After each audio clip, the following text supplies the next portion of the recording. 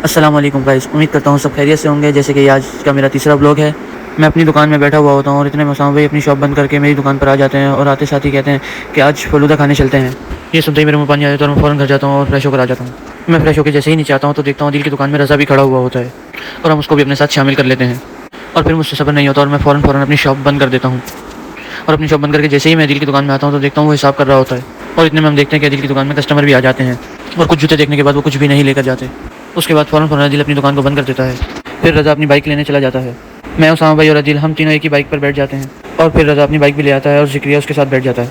हम थोड़ा सा आगे जाते हैं तो रज़ा को याद आता है यार घर पे पानी भी देना है, तो वो मेडिकल पे ब्रेक लगाता है और हम तीनों थोड़ा सा आगे जाके रुक जाते हैं और उसका इंतज़ार कर रहे होते हैं।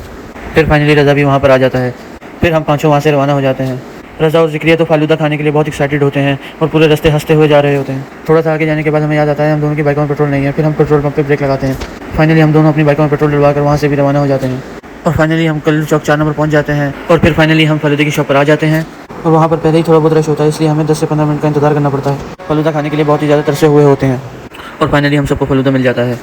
थोड़ा सा फ़लूदा खाने के बाद हमें ऐसे लगता है कि फ़लूदा कम जंगली फ़लूदा, बस ऊपर थोड़ी सी आइसक्रीम होती है और नीचे तो सारी ही बर्फ़ होती है। फिर हम कैसे भी करके फ़लूदा ख़त्म कर देते हैं। वहाँ से निकलने के बाद रज़ा और ज़िक्रिया हमसे अलग हो जाते हैं। थोड़ा सा आगे जाने के बाद रज़ा और ज़िक्रिया हमें दोबारा मिल जाते हैं और फिर फाइनली हम क्रॉसिंग पहुँच जाते हैं। क्रॉसिंग पहुँच कर अदील भाई को याद आता है कि यार केबिन से कुछ ले लिया जाए, तो उसामा भाई गाड़ी केबिन की तरफ ले जाते हैं। हम जैसे ही केबिन पर रुकते हैं रज़ा और ज़िक्रिया भी वहाँ पर आ जाते हैं और फिर हम उसामा भाई के घर की तरफ रवाना हो जाते हैं। हम फ्रेंड्स के आगे आके ब्रेक मारते हैं। मैं बाइक से उतर जाता हूँ और उसामा और अदील भाई बाइक खड़ी करने चले जाते हैं। उसामा और अदील भाई जैसे ही बाइक खड़ी कर आते हैं तो हमें गली में सुहेल भाई भी मिल जाते हैं और फिर थोड़ी देर बाद सुहेल भाई हमें कहते हैं कि आ जाओ गाड़ी पार्क कर आएँ। हम तीनों मिलकर उनके साथ गाड़ी पार्क करने चले जाते हैं। गाड़ी पार्क करके हम वापस उसामा भाई गली में आ जाते हैं। इतने में अदील भाई और सुहेल भाई कोई बात होती है और अदील भाई सुहेल भाई से नाराज़ हो जाते हैं। सुहेल भाई अदील को मनाने के लिए होटल पर चाय पिलाने ले जाते हैं और उनके साथ हम भी चल पड़ते हैं। वहाँ पर 5 से 10 मिनट बातें करने के बाद चाय भी आ जाती है। चाय पीने के बाद जब हम वहाँ से उठते हैं तो सुहेल भाई अपने लिए पिज़्ज़ा भी ले लेते हैं।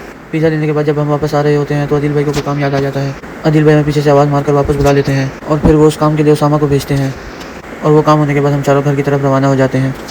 फिर उसके बाद सुहेल भाई सबसे पहले अपने घर चले जाते हैं। फिर उसके बाद थोड़ा सा आगे जाने के बाद मुझे मेरी फेवरेट गाड़ी नज़र आती है, फॉर्च्यूनर। फिर उसके बाद अदील भी अपने घर चला जाता है। उसके बाद उसामा और फिर मैं भी अपने घर की तरफ रवाना हो जाता हूँ। तो गाइज़ आज का मेरा व्लॉग यहीं पर ख़त्म होता है। प्लीज़ गाइज़ चैनल को सब्सक्राइब करना और लाइक करना मत भूलिएगा। फिर मिलते हैं